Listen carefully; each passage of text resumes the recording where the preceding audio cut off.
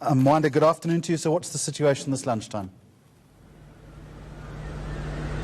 Good afternoon, Jeremy. Well, the situation hasn't really changed much if we're talking about the smell within the harbour itself. I was able to speak to one of the business owners here, the Point Yacht Club, and they said that the spillage or the discharge coming into the harbour comes and goes.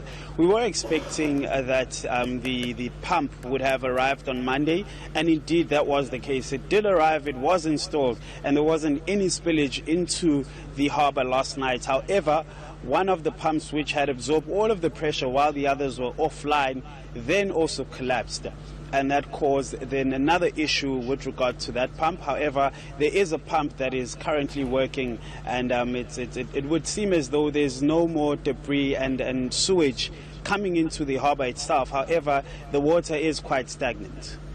So what have authorities been telling you today then? Well, authorities say that they've ordered more parts for that pump, and they've ordered additional parts to ensure that in the event that another pump does break down, they're not going to spend time ordering those parts and then they have to be imported into the country. They would just take those parts which are in excess and repair the pump. So at this moment in time, there is that pump that is not working. However, the new pump has been able to absorb the pressure and kind of ensure that there's no discharge coming into the harbour. So according to authorities, the situation is contained at this moment in time. If I were a business operating in and around the area, I'd be pretty annoyed.